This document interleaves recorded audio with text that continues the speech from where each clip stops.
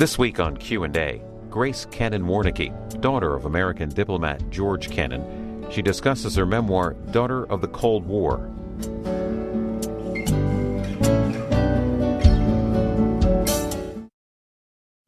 Grace Kennan Warnecke, why did they call you years ago Miss X?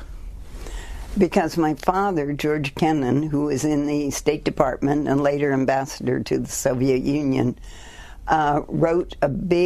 sent back the longest telegram ever sent to the State Department in 1947. This telegram became an article which he was not allowed to sign. It first appeared in Foreign Affairs, and it was called the X article because it was anonymous. It was not; they didn't know who signed it, and it then was reprinted in Life magazine. But because of this mystery about it, it was called X, and I was called Miss X by people who thought they were very smart. And what I year kind would of that liked have been? it. I was in college, so it was in the 50s. And what was the telegram about? I know it's 5,500 words. Yeah, it was. I've seen the whole telegram laid out on tables. It's amazing. The telegram was about the fact that we had just finished the war. We were allies, as you know, with the Soviet Union. But my father felt that people were being taken in, if you say, by the Russians, that they were giving them too favorable a picture. That Stalin was being called Uncle Joe, and there was this little element that we're all just buddies. And he still knew it was a pretty terrible system. And he felt he had to write this telegram to kind of alert people that things were not as well as some people thought it was. I know it's often called the containment theory that he proposed. Was it accepted by the State Department and the governments? Well, I don't know whether it was ever formally accepted, but it really became U.S. policy for over 50 years. I mean, it had a huge influence on the State Department. And it's so interesting because my father died in 2005, and we thought, well, you know, he's going to be part of history, but we're not going to hear anything about him. And now I hear about him all the time. He's constantly being quoted, and it means to me he sort of still keeps him alive.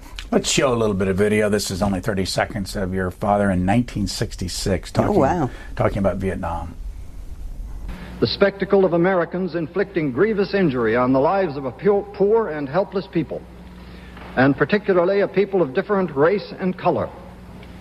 No matter how warranted by military necessity or by the excesses of the adversary our operations may seem to us to be, or may genuinely be, this spectacle produces reactions among millions of people throughout the world, profoundly detrimental to the image we would like them to hold of this country.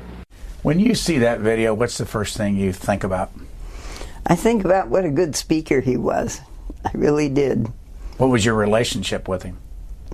Well, I had two relationships. I had the childish relationship, which was before he became famous. So, although he traveled a lot and he wasn't, there were 2 years I never saw him. We were separated a lot. But when he was there, he was very funny, and he would make up stories. We had a farm, and all the animals had names and personalities. He loved the wind in the willows, and I think he carried that on. And he'd have the horse talking to the cow.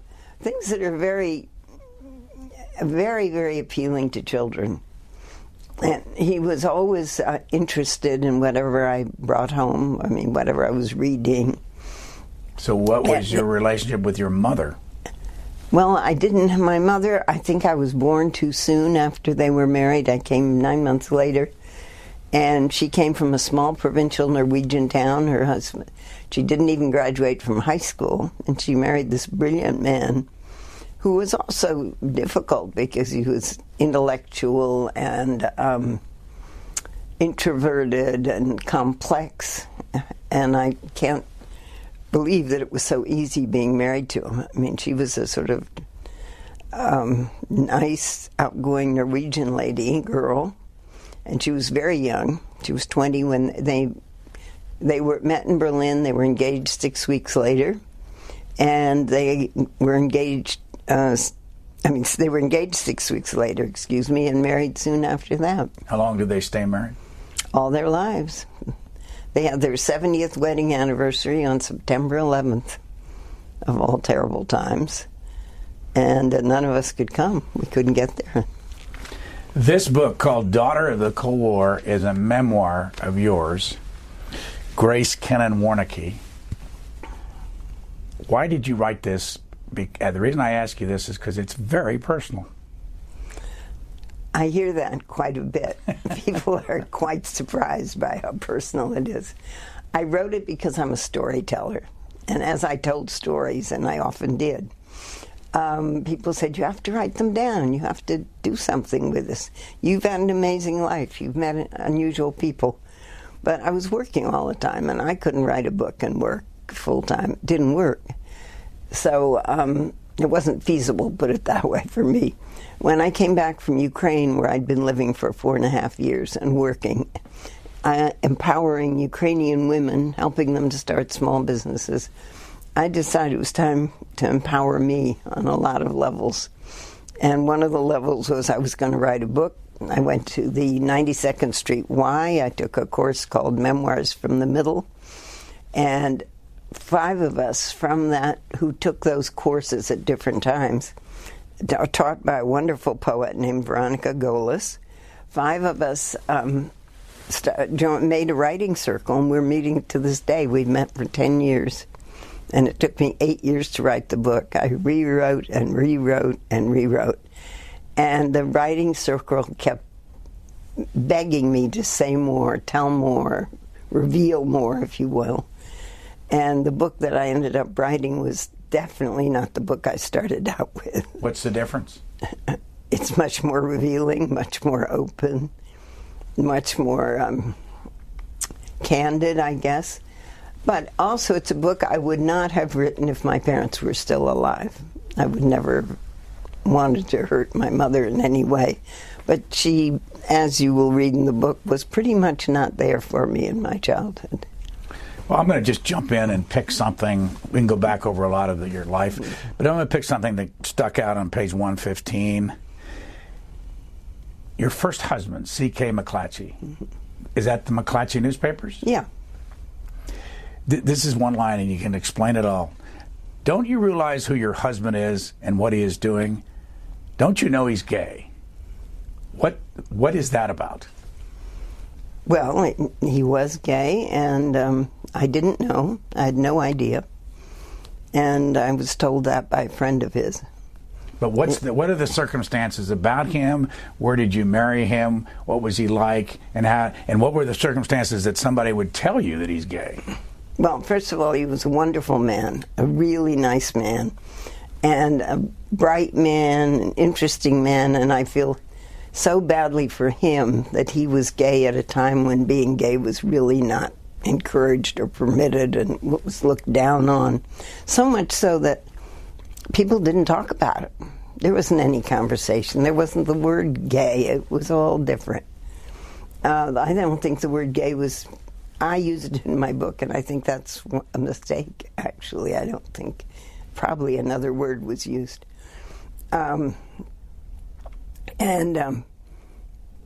He was a terribly nice man.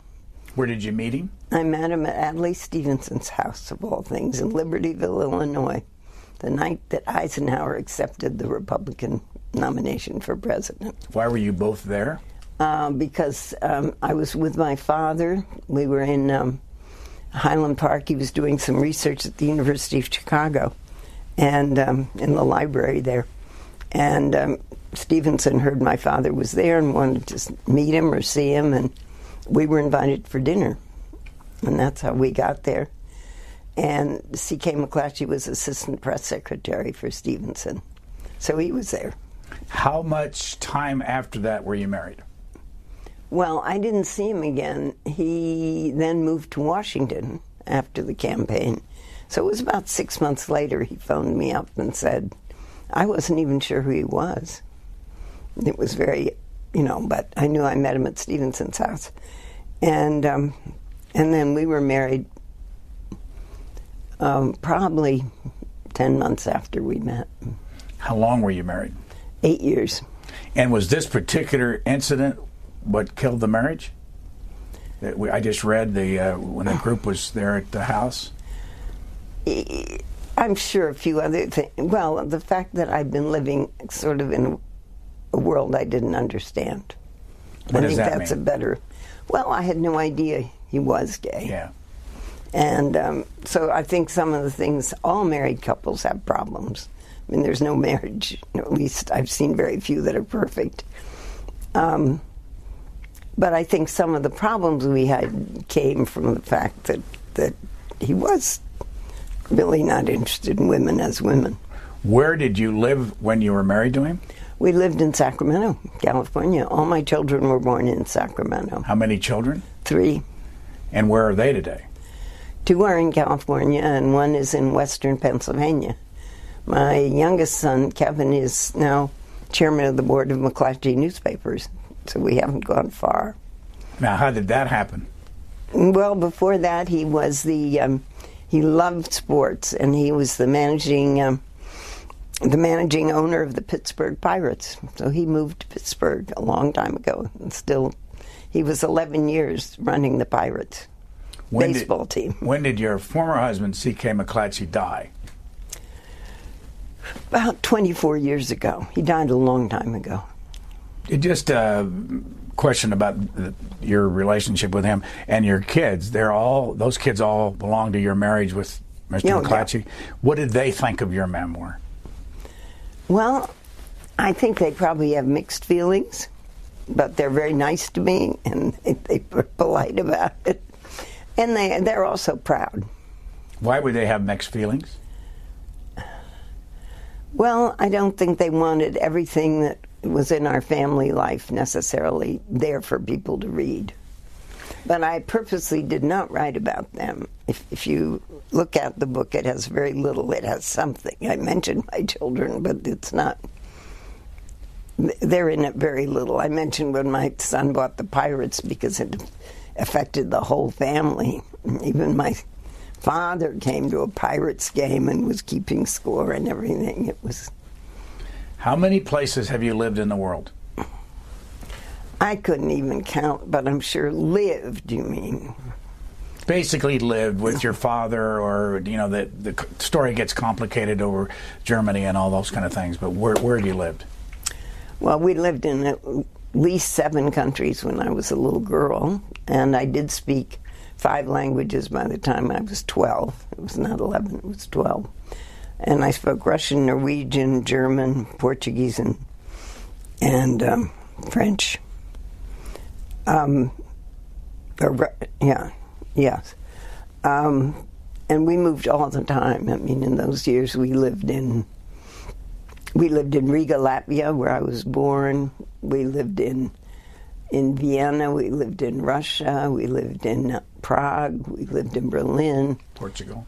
We then went to Portugal and lived in Lisbon, and then back to Russia. I mean, there was always a lot of back to Russia. And that's when I did go to a Soviet school as the only foreigner. And I was in the 5th grade. It was the last year of the war. How's your Russian? It's good. It's fine. What's the story about your father being interred in Germany? Well, he was in Berlin in Germany when the war started, and the Germans rounded up everybody in the embassy, plus any other strays that they could find. So there were journalists there. It was not just embassy people. And they were taken out to an abandoned old health resort in Bad Nauheim. And they were imprisoned for 6 months. And then they exchanged the journalists. They both had a dramatic little crossing of the waters on a Swedish ship, the Gripsholm. And where were you during those 6 months? We had moved for reasons I will never... There were mysteries in my childhood. One of them is why my mother decided to move to Bronxville, New York. It's never been clear to me. And before that, we'd been staying with my father's sister out in Illinois. And the year before, I'd gone to school in Illinois and in Milwaukee. We moved in 1 year to 2 different places. Dad born in Milwaukee. Mm-hmm. There is a George Kennan or a Kennan Institute, but it's not your father. It is my father. It's my father and the original George Kennan, for whom he is named. He's born on the same day. And they wanted to name it after my father. My father wanted it named after his distant relative. And I've always assumed that it's named after both of them. Well, they have the same name, so it's pretty easy. Where is it located? At the Woodrow Wilson Center, International Center for Scholars in Washington, D.C. How involved are you in it? I'm on their advisory council and have been for about 14 years. Who runs it? Right now, it's Matt Rojansky is the director of the Kennan Institute. And what does it do? It provides a home for scholars from both Russia and, well, the former Soviet Union's a better word for it because it goes beyond Russia, and American scholars who are trying to learn something about Russia. And we've been very lucky. We've gotten a lot of Title VIII money that funds these scholarships. In addition, we put on a lot of, the Kennan Institute puts on seminars about U.S.-Russia relations, cultural relations, political relations, economic, the Arctic. I mean, there are many, many different levels on which we relate with Russians. Title VIII money from the federal government goes to what scholarships? Who are the ones that enjoy the scholarships? The Title VIII,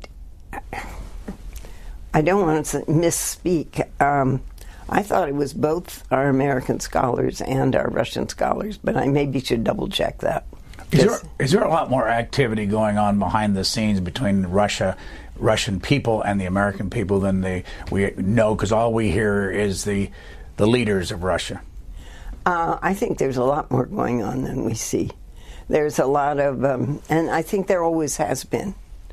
Well, the reason I gave my book the title Daughter of the Cold War was not just because of my father, who played such a big role in the Cold War, but also because I spent years of my life working on projects designed to end the Cold War.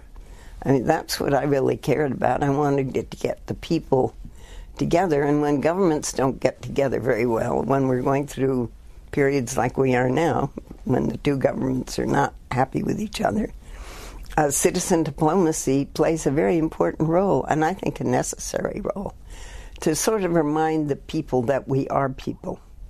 That, you know, our governments are having fights at the moment, but I was thinking of cultural diplomacy and the ballet, jazz diplomacy. There's a tremendous amount of interest in Russia and American jazz.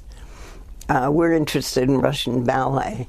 I was the founding executive director of the American Soviet Youth Orchestra, where we had 50 young musicians, 50 from the U.S. and 50 from the Soviet Union, but in fact they were all from the Moscow Conservatory.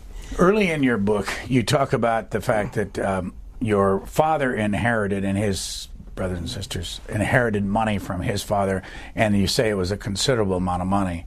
And then all of a sudden you tell us that because of the Depression, money's gone. But then you tell us that you bought a farm in Pennsylvania, your father did, for $14,000. Take us through that. Well, the reason I just learned this very recently. The reason he had the $14,000, which was a lot of money then, was because they didn't pay him when he was interned in the camp. They said he wasn't working. I mean, can you imagine? They weren't paying any of our diplomats who were imprisoned. They couldn't possibly work. But then that was looked into, and somebody realized there was a grave injustice had been done, and they got the money as a lump sum. So for the first time ever, I think, my parents, in a long time, actually had a little clump of money they could do something with. Is the farm still in your family? Yes, my sister Joan has the farm. It was left to her. And how was the farm used? Well, it's her summer. No, not now, but when you early years. Well, it was the only home we had, because we didn't ever own anything in Washington. Svetlana Stalin, or Svetlana Alexeyeva. Yeah. Tell us the story about her. Well, before we do that, let me show some video of her, and that will remind people what she looked like. This is 1967. A woman once known as the Little Princess of the Kremlin arrives in America from Switzerland. Svetlana, the 42-year-old daughter of Soviet dictator Joseph Stalin, sought asylum here, where one can feel free, she said. Explaining her defection from Russia, she added, "Religion has changed me. Communist dogma has lost its significance. It's impossible to exist without God in one's heart." She was 42 then. I was there. You were there? At the airport. You're rather, you tell us in here how old you are and all that, so what would your age have been when she was 42 back then? What year is that? 67? 67? I would have been, I'm not so good at arithmetic. What year were you born? 32. 32. Maybe I can figure it out here. It'd be 35 or so. But what was your relationship with her after she arrived in the United States? Well, I had no relationship with her. My father she defected in India, and the reason she was in India was she had an Indian boyfriend. They met in a sanitarium, which in Russia is a combination of a hospital and a health spa. They're very curious. We don't have sanitariums like that. And they were there. They fell in love. She claims they got married. They never were legally married, but in her mind, they were married. And when he died, she asked for permission to take his ashes and throw them in the Ganges River. And she received that permission. She took the ashes, did that, and then lived for a while with his brother and the family, and became a vegetarian, and she was discovering religion, as she mentioned. She became quite spiritual at that time. When she defected, the Russians said, "Enough is enough, you have to come home now." And they sent 2 men. There were 2 men who were stationed there to kind of keep an eye on her, and they came to her and said, "Now, tomorrow you're going home." Maybe because she was Stalin's daughter, they didn't take her passport, so she had a passport. And she walked by the American embassy, and she walked in. Well, you can imagine the embassy. They didn't have anybody there who spoke Russian. Here's a woman coming in off the street saying, "I'm the daughter of Stalin in New Delhi." I think they really didn't know what to do, so she was flown to Switzerland. And my father, they asked my father they flew him to Switzerland to talk with her and ascertain whether she was really Stalin's daughter. He said, definitely she's Stalin's daughter. And, but they talked for 2 or 3 days, and she talked about her religion. My father was quite spiritual. And so she said, "I just want quiet and peace." She could be quite dramatic in her own way. And my father was very touched by this and said, "Well, we have this farm, oddly enough, in East Berlin, Pennsylvania, but, you can come to East Berlin." And she said, "Oh, no, she had something else to do." So she lived with her then translator, Priscilla Johnson, and then she turned on Priscilla. In the end, Svetlana turned on everybody. She unfortunately had a bit of her father in her. It made her very difficult for her to get along with people over a long, for more than a short period. And in the short period, her relationships are very intense. I want to show a picture of Svetlana being carried by her father. Yeah, that's a famous picture. And what kind of relationship did they have, or what did you learn about their relationship? Well, she knew what her father had done. I mean, she'd been told. And not only that, he killed every member of her mother's family was shot. I mean, every single one of them. So she must have known in some way after a while, certainly after, her mother died a bit mysteriously. When Svetlana was only 6, so she was sort of brought up by servants in the Kremlin. I mean, it was a kind of strange upbringing. So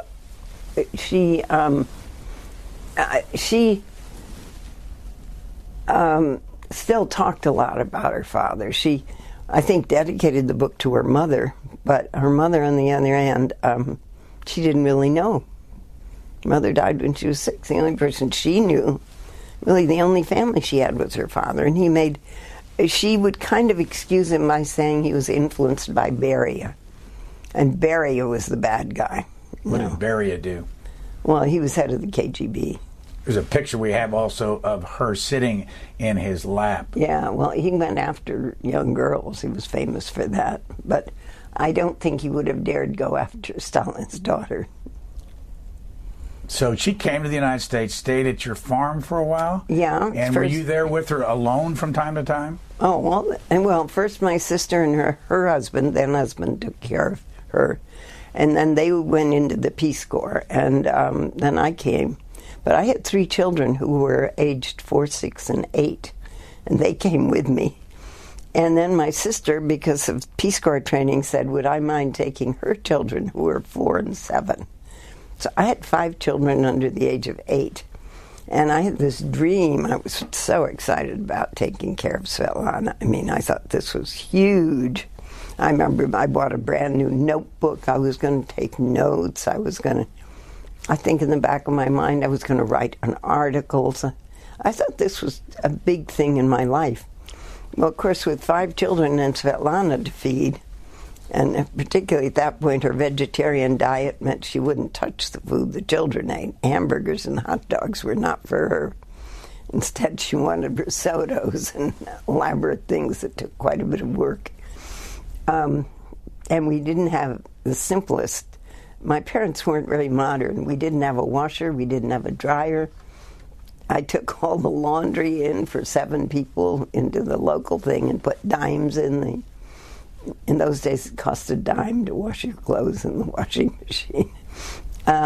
Shopping was a big thing. 7 or 8 people. His translator came. His lawyer came. I mean, her lawyer came, her translator. And they all stayed there and had to eat as well. And somebody had to go to the airport to pick them up, namely me. So it was hardly the sort of tete-a-tete that I had envisaged. We did occasionally talk, but more. I spent most of the time in the kitchen. Here's Svetlana Stalin in April of '67 again. This is speaking at a press conference a few days after she arrived. Of course, I disapprove many things, but I think that many other people who still are in our Central Committee and Politburo should be responsible for the same things for which he alone was accused. And if I feel somebody responsible for those horrible things, killing people, injustice, I feel that responsible for this was and is the party, the regime, and the ideology. So why did she turn on the Kennans? Well, she turned on everybody. She just didn't how did you feel it?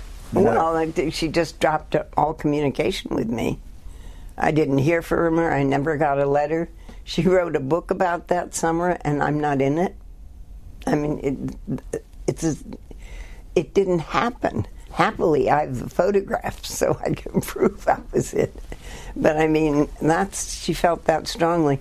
Then 6 years later, out of the blue, she called me up. Didn't I want to come have tea? Did I want to come see Olga? By that time, she had a little girl named Olga, who was never allowed to learn a word of Russian. She spoke only English. And so I went to tea and met Olga and kept looking at this sweet little girl and thinking, my God, that's Stalin's granddaughter. More stories from your life. Here's a picture of somebody you knew well. In the picture is Jacqueline Kennedy and your second husband, Jack Warnecke. Mm-hmm. When you see that, what's your reaction? Well, I knew they had a romance before I met him, and that looks as if it was taken at that time.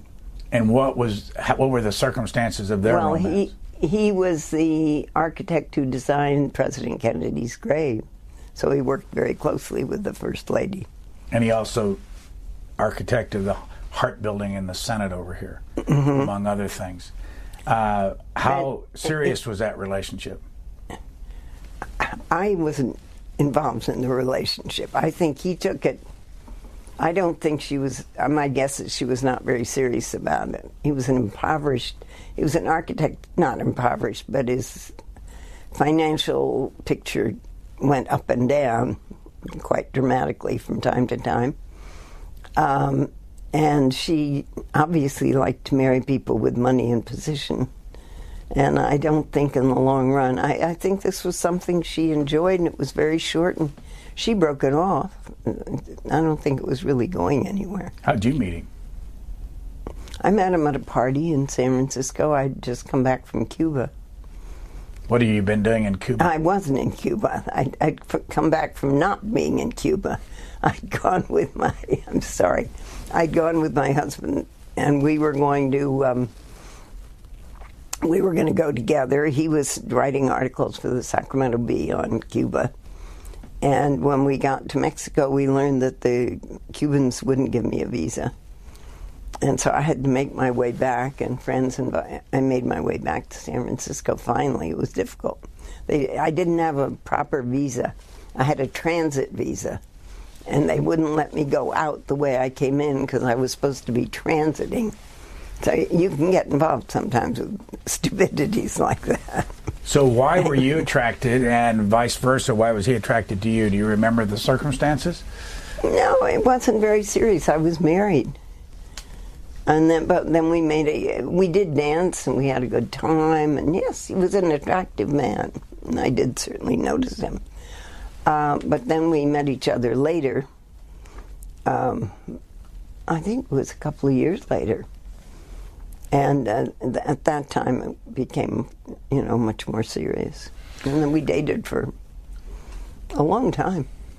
You have a spot in your book where you say, a few months later, I told Jack, meaning the fellow that you were going to marry, that you were planning to ask for a divorce from C.K. McClatchy. And then he said to you, you don't know what you're doing. I don't want any part of this. I'm not interested in getting involved with a woman with 3 children. I think we should stop seeing each other. It's true. You obviously remembered that for a long time. That's in your book. Why? Well, because I was planning to get a divorce anyway. I mean, this was, but when I told him, and we hadn't seen each other that much, but it had been a strong attraction. I just remember him saying, it was a very strong statement. I don't want anything to do with you and your 3 children, and that was fine. I mean, I went ahead and got a divorce. That plan did not depend on Jack Warnecke. But then you married him. What year? We were married in 1969. And how long did you stay married? 8 years. And why did you divorce? It was not a compatible marriage. We had different standards, different values is a better way of putting it. And he was a very ambitious man, and he wasn't a terribly nice man, and he was never terribly nice to my children. And this really got to be worse and worse. He's not alive any longer? No, he died. And he was older than I am, and he died. He was 15 years older than I am, and he died at the age of 91. Who did you meet through Jack Warnecke that you became either friends with, or you ended up doing tours to Russia, and that's what I want to get to Well, next. I became much closer to the Kennedy family. He'd been the architect of the Kennedy family. Not only did he did Senator Ted Kennedy's house, he did Bobby Kennedy's pool house, he did Jackie Onassis's wind turbine or something like that. And I knew Senator Ted Kennedy. We were in the same class at Harvard and Radcliffe, so we vaguely knew each other from back then, but I was not a close friend or anything. I just had said hello. But so we saw, I mean, Jack was it was a very glamorous life for me for a while, much more glamorous than I'd been leading. And of course I was impressed by all those things. The Kennedys, I'd say, were one of the chief people that I met. And then I ended up taking Ted Kennedy and his wife and 2 children as their sort of escort translator to the Soviet Union in 1974. Before we get there, I want to read you what you said about Jack Warnecke. He was controlling, insanely jealous, and wanted me to be at his beck and call, regardless of my children or other commitments. He had an explosive temper, and when angry, would frequently keep me up most of the night, haranguing me, although he knew I had to get up in the morning with my children. Sleep deprivation became a constant part of my life. It was true. How did you deal with that then? What was your way out of this? Well, my way out was, in the end, leaving. I think that was the biggest way out. I walked out the door. But even before that, I got very involved in, that's what made me partly what made me become a photographer. I started studying photography, which Jack hated because he couldn't call me up when I was in the photo lab. He would call me 5 or 6 times a day to make sure I was everywhere I was supposed to be. And so the photography was for me a different world, a world I could escape into. And I worked as a photographer for 10 years. What's the story about the dinners that he asked you to put on? No, he was very fussy with the dinners, and it's in the book. One time he wrote his staff, his office, a letter, a memorandum with, I think, the 18 or 16 things I'd done wrong with the dinner. 18. I remember reading them. 18. It was awful. And that was a dinner. Do you remember who that dinner was for? No, I have no idea anymore. We entertained, that's how he got clients. In those days, you get your clients very often from personal connections, architects. Now, I got to stop here and again ask you the same question I asked you in the beginning. Why do you want people to know this?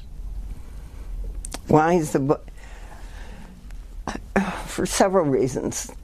One is I think the book, it is a part of history now. I'm so old, part of it goes back. I think just a lot of people don't even realize we were allies with the Russians. People don't have historical memories of that.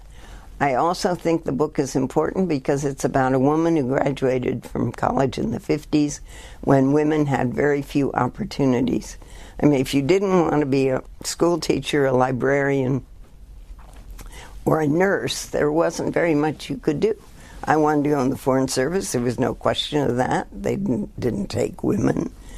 They didn't take any women? No. Well, secretaries, yeah, but not women officers. And I was interested in doing that. I was in a women's college, but the president was a man because you couldn't have a woman president. Radcliffe in Boston. Radcliffe. Yeah. I mean, crazy that a women's college had to have a man president. There were a lot of things that were very difficult about women then. I mean, we've come a long way. When was the first time in your life that you felt that you were your own person and not in the shadow of your father? Well, part of me has always felt in the shadow. I mean, my father was so brilliant. He was so exceptional. He was so unusual that you never totally... I always felt I could never live up to it. I would never be good enough. But I think it was when I moved over and was working so hard in Russia and Ukraine. Because I began to develop the jobs I had and the things I did had nothing to do with my father. And what did you do? Well, in Russia, I spent 4 years. I joined. I felt guilty because I'd always worked with men. I was usually the only woman. And when I was president of my own consulting company, we would walk into a room in Moscow, and the men would come up to me. They always assumed I was the interpreter because that's all women did, and say, "Where's your president?" And I'd say, "But I'm the president." And, that was kind of a learning thing. And then my clients were always men, so I joined something called the Alliance of American and Russian Women. And it was sort of a do-good organization, started at the time of the breakup of the Soviet Union. And the idea was that the women over there didn't know about businesses and running your own business. And we would take American professional women over there and teach and bring the American professional women to Russia and have conferences and sort of teach people. Well, I think that was a little bit, looking back on it, I'm a little embarrassed by how confident we were and how we thought we knew maybe better than them. I'll tell you, our courses got a lot better very quickly when I realized what we were doing. What's the story of the coup and where you were when you were in Russia at the time, in Moscow? But anyway, it was back to the coup. I was with the Alliance. We put on conferences there. We were putting on a conference in Moscow. And we were always looking for ways to save money because the Alliance wasn't very well funded. And we put them up in a guest house of the Uzbek embassy on sort of the other side of the river. It was a very peculiar place for us to have chosen. And when the coup started, we had just no idea what was going on. And television kept playing Swan Lake over and over again. And I was running around Moscow. I mean, the women we brought over didn't know anything from so I and the president were running around Moscow. We were told that the embassy wanted everybody's passports. They wanted to know who was there. And they were making plans to evacuate. It was very dramatic. But we still put on our conference in the middle of that. And about 2/3 of the people came. It was unbelievable. And then the next morning, very, very early, was our train. The next night was our train out of Moscow. I was so relieved to get those women on the train. In 1978, you took Joan Baez to Russia. What were the circumstances? Well, I was chosen to do that because a friend of mine who was on the San Francisco Chronicle, an acquaintance, he wasn't even a friend, she was supposed to be going over there with Santana and the Beach Boys to do a big concert on Leningrad Square. And I was chosen to find the right song for her to sing and translate it into English. And I did. It was by Bulat Akujava, and it was called A Circle of Friends. It was the perfect song, if I do say so myself. And so that, of course, when the communists really realized that Santana and the Beach Boys were not what they wanted, they canceled the concert 2 weeks before it was going to happen. But we already had our visas. We were all set to go. And so I was very disappointed, but I got a call a few days later also from John Wasserman from the Chronicle. And he said, Joan wants to go because she wants to meet Sakharov. Will you take us and arrange that? And I all my life have had this trouble of jumping into things for which I'm not really prepared. And as usual, I said, oh, yes, of course I can arrange that. But in the end, I did. How'd you arrange it? Well, Joan did a lot of the work. Her daughter lives up in Boston. The daughter of Sakharov's second wife lives in Boston. It wasn't Sakharov's daughter.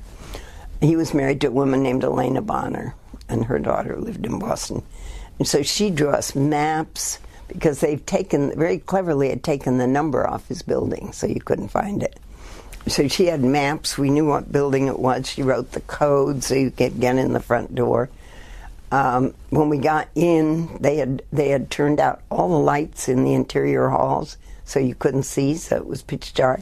And we felt our way along the hall, feeling the doors, and I knew it was the 7th floor down or something. And so we got there, and at first he was very uninterested in Joan Baez. She was talking about she's a very political, she has strong beliefs and has always been very political. And she was trying to tell him about how bad things were in Chile, as I remember it. He wasn't interested in that. And then she said, can I sing for you? And she had the most beautiful voice, I think to this day. She had a glorious voice. And she sang, and he melted, and suddenly everybody was the best of friends. And he did something very sweet. He pointed to the apartment above. He said, even they like music. What about the money?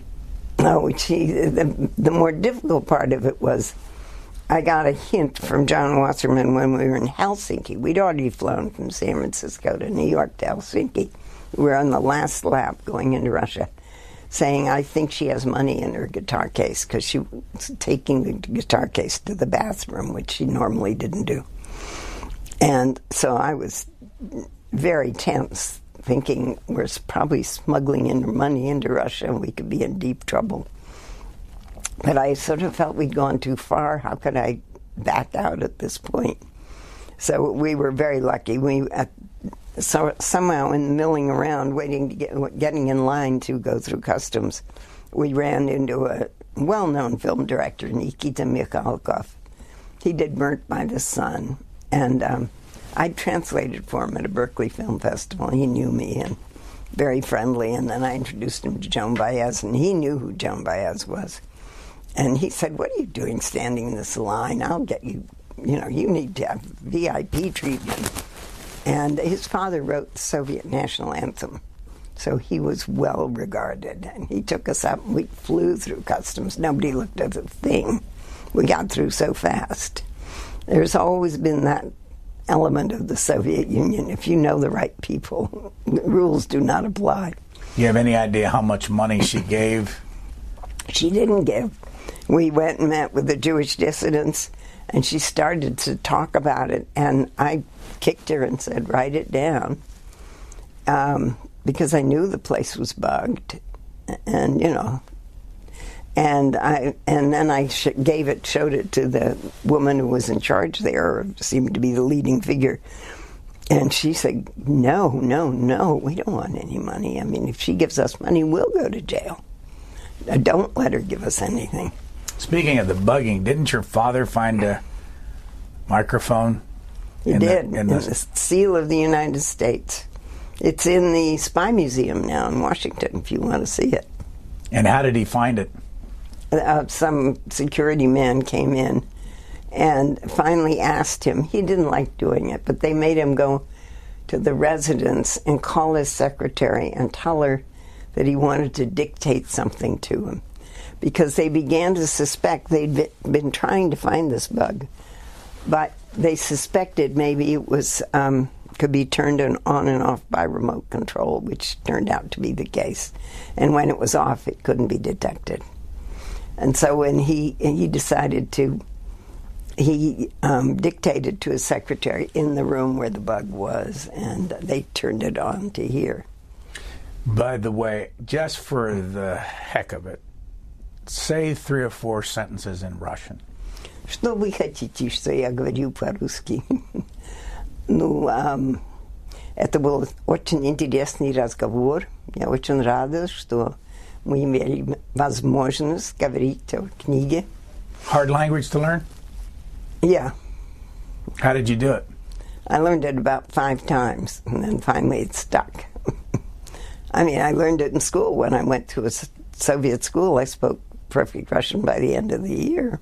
And you were what age? 12. When was the last time you were in Russia? 2 years ago. The change between the early years in Russia and now, what do you see? Oh, humongous. The change between Soviet Russia and Russia are humongous. Give us an example. Well, for one thing, I mean, now a big difference is they're modern. They were very, very, very old-fashioned. Now you have Alfa Romeos and fancy cars and modern apartment buildings and all these things that the original Moscow I went to didn't have. People are much more traveled. Many more people speak English. And now people will, even though the TV and the press is controlled, people will talk quite openly. And so people will talk to you about things they don't approve of or things they like. Now, it's never Putin's fault, you understand. They're usually mad at the mayor of Moscow or the governor of some province. It's somebody else who takes the blame. It's not Putin. When did you meet Putin? I met Putin in 91 in St. Petersburg. Was he deputy mayor then? Yeah. He was deputy mayor. I was running my business consulting firm. I had a client who wanted something to do with the port of St. Petersburg. And I had a meeting with the real mayor, Sobchak. He was called away, and so they substituted the deputy mayor, Putin. And I was annoyed because I wasn't meeting with the mayor, who I knew Putin had been KGB. I was sort of negative about it all. And he came in, he was equally negative. He didn't want to meet with some American woman who claimed to run a business. I mean, I think he was very suspicious of women. He had no gallantry. And he was the coldest, he had the coldest eyes I've ever seen. Very big, blue, cold eyes. And all I could think of is, I wonder what would happen if he was interrogating me. Because I knew he was KGB, and that's really what went through my mind. I didn't get what I wanted, by the way. Now, this is a story out of context, but I'm going to show you some video, 20 seconds long, of somebody that you knew years ago. This was an interview done in 1984, and see if you remember this fellow. I almost always used to vote Democrat. I have made the... I've always believed in non-voting. If you don't think either of the candidates is worthy of the United States, I don't see any reason why I should go and vote for one of them. So you've done that? I've done it all, yes. Joe Alsop, where did you meet him and why? Oh, he was a great friend of my family's. He and my father fought endlessly. They had enormous verbal wars, but they were also very good friends. He stayed at our house in Princeton. And then he was my escort when I was invited for the first time in my life with my parents to go to the British Embassy for the coronation ball for Queen Elizabeth. And he had no interest in me at all. I mean, he was interested in all the political figures and everybody there, not this young college woman that he'd been saddled with. But when we did get to the ball, my father saw that I didn't know anybody, and he came back and said, "Don't you know anybody?" Of course I didn't know anybody. I was at Radcliffe, and he said, "Well, you have to meet someone." And he took me over and introduced me to John Kennedy, and that's how I met President Kennedy. What did he think of you? He was not president then. He was running for the Senate, or was in the Senate. And what was his reaction to you? I didn't think he had much reaction to me. However, the minute we went out in the garden, he wanted to sit down, I think because his back was hurting. Now, I mean, looking back on it. And then Joe Alsop immediately saw us and became extremely interested in me because he, of course, wanted to talk to Kennedy. It had nothing to do with me. But I don't know how many years later, when he was senator, he came to Sacramento, and there were about 30 people. There was an official group meeting him, including my husband. And my husband said to me, "Do you want to go?" I said, "Of course." So we were out at the airport, and Kennedy got off the plane, and he said hello to everybody. And he got to me, and he said, with his finger pointing in that Kennedy way, "I remember you. You were at Queen Elizabeth's coronation ball." It was 5 years later. I mean, it's extraordinary, the memory he had for... I had a different name.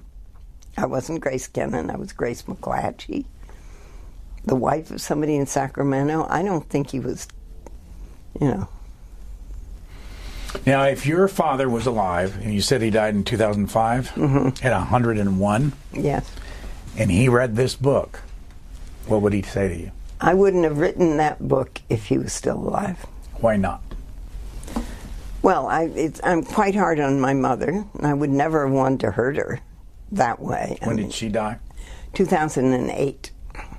And what kind of a relationship did you have with her at that point? Oh, we were, she loved me and I loved her, and we made up for and in fact she was so thrilled when I would come out to Princeton.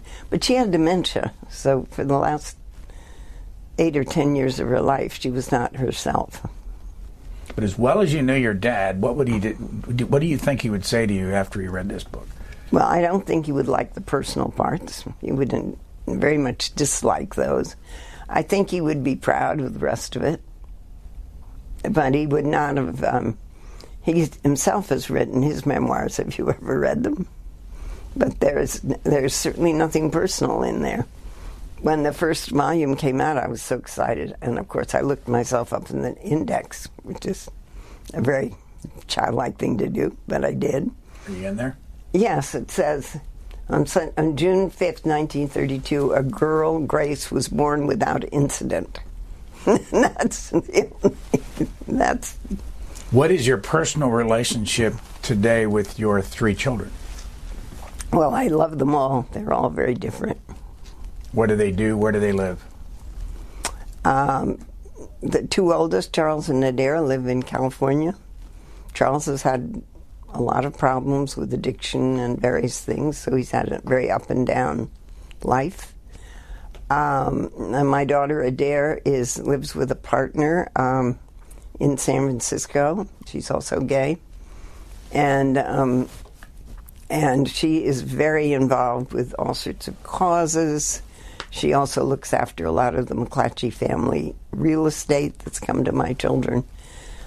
She's very busy, and she has a huge circle of friends.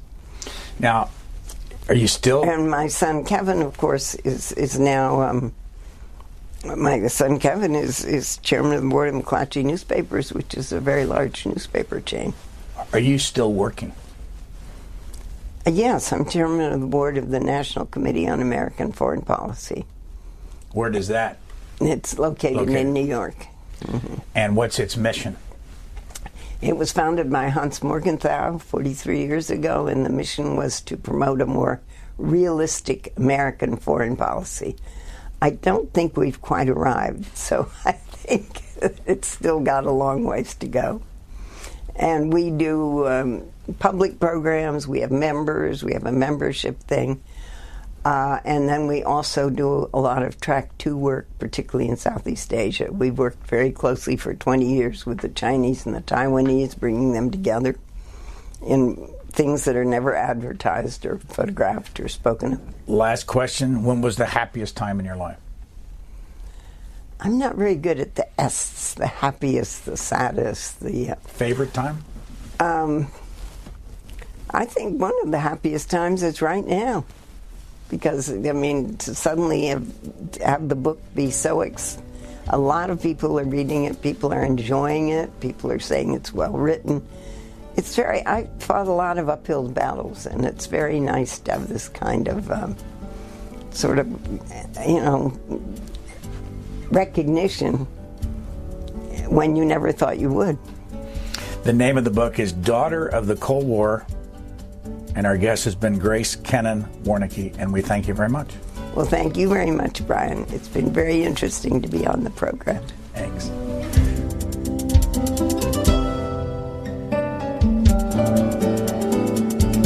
For free transcripts or to give us your comments about this program, visit us at Q&A.org. Q&A programs are also available as C-SPAN podcasts.